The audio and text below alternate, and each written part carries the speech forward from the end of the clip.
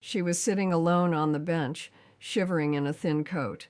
No purse, no phone, just tears running down her face. I was 78 years old. I had somewhere to be. I could have walked past her like everyone else did, but something made me stop. "Excuse me," I said. "Are you all right?" She looked up at me with the saddest eyes I'd ever seen, and she whispered 4 words that changed everything. "I have nowhere to go." I didn't know it then, but that moment, that one small act of kindness, would give me a second family and save my life 12 years later. My name is Gloria. I'm 90 years old now, and I've learned that the biggest moments in life often start with the smallest choices. In 2012, I was a widow living alone in a small apartment in Chicago. My husband Walter had died 3 years earlier.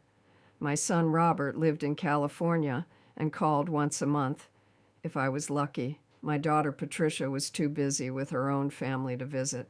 I wasn't lonely. At least that's what I told myself. I had my routines: morning coffee at the diner on 5th Street, afternoon walks in the park, evening news on the television that kept me company. But the truth, I was invisible. 78 years old and invisible. People looked right through me on the street. Cashiers handed me change without making eye contact. The world had decided I was too old to matter. That December morning, I was walking to the pharmacy to pick up my blood pressure medication. The bus stop was on my route. I'd passed it 1,000 times without stopping. But that day, I saw her. She was maybe 40 years old, dark hair, thin face, wearing a coat that was too light for December in Chicago. She was sitting on the bench, hugging herself against the cold, and crying so quietly that most people probably didn't even notice. People walked past her, dozens of them. Some glanced at her and looked away. Others didn't even glance. She was invisible too, invisible in a different way, the way people become invisible when their pain makes others uncomfortable. I should have kept walking. I was old. I had my own problems. What could I possibly do for a stranger crying at a bus stop? But I thought about my mother.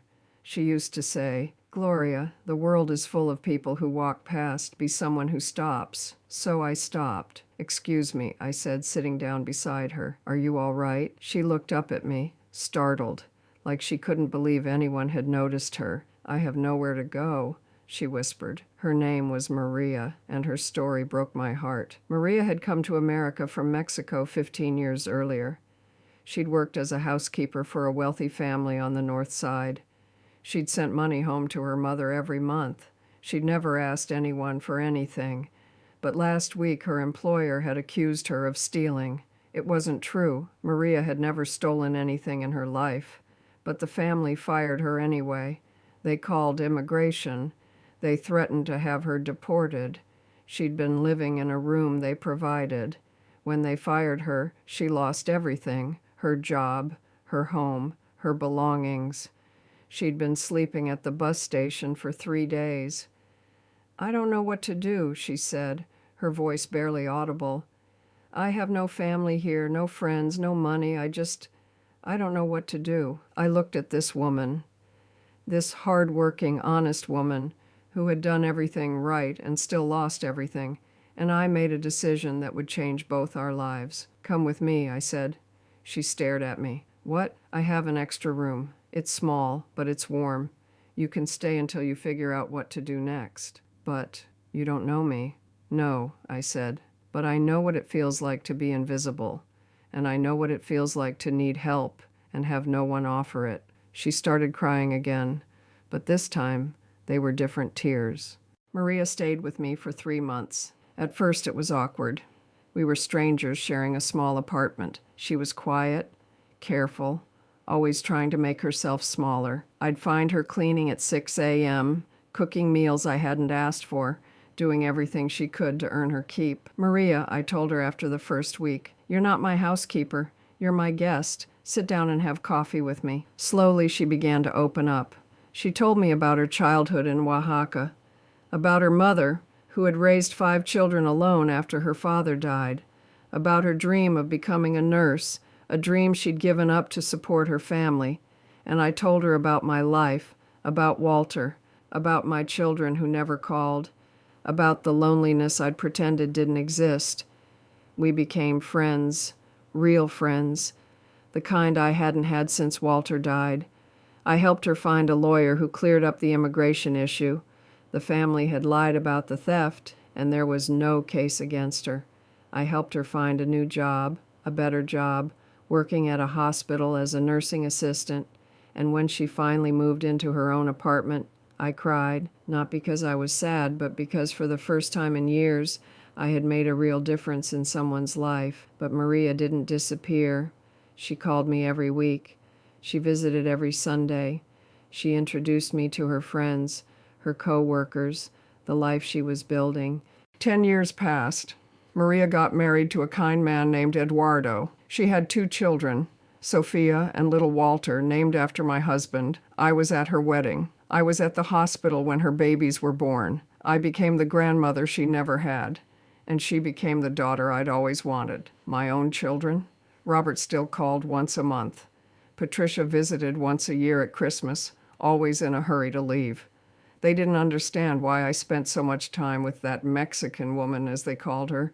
But Maria was family, real family, the kind you choose, not the kind you're born into. And then, last year, Maria saved my life. I was 89 years old.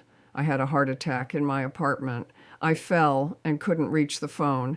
Maria found me. She had a key. I'd given it to her years ago, and when I didn't answer her Sunday call, she came to check on me. She found me on the kitchen floor, barely breathing.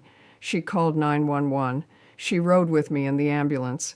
She held my hand while the doctors worked to save my life. When I woke up in the hospital, Maria was there, and so were Sophia and little Walter, drawing pictures for Abuela Gloria to put on her hospital room wall. My own children arrived 3 days later. Robert flew in from California. Patricia drove up from Indiana. They stood at the foot of my bed, looking guilty and uncomfortable. "Mom," Robert said, "we didn't know. We would have come sooner if..." "If what?" I asked. "If Maria hadn't called you? If a stranger I met at a bus stop 12 years ago hadn't cared more about me than my own children?" They had no answer, because there was no answer. They had chosen to be absent from my life, and Maria had chosen to be present. I'm 90 years old now. I live with Maria and Eduardo and the children. They insisted. They gave me the best room in their house, the one with the garden view. Every morning, Sophia brings me coffee. Every evening, little Walter reads me stories. He's learning to read, and I'm his practice audience. Every Sunday, we all have dinner together, a real family dinner with laughter and conversation and love. This isn't how I expected my life to end. I thought I'd die alone in that apartment, forgotten by my children, invisible to the world, but I stopped at a bus stop 12 years ago. I sat down next to a crying stranger. I said 4 simple words. "Are you all right? If you're watching this, I want you to know something. Kindness isn't just for other people. When you help someone, you help yourself. When you see someone who's invisible and make them visible, you become visible too." I thought I was saving Maria that day at the bus stop, but she saved me right back. So the next time you see someone crying alone, someone the world has forgotten, someone invisible, stop, sit down, ask if they're all right. You never know. They might just become your family. If this story touched your heart, share it. Tell me about a stranger who changed your life. Because the world needs more people who stop. I'm Gloria. I'm 90 years old, and stopping at that bus stop was the best decision I ever made.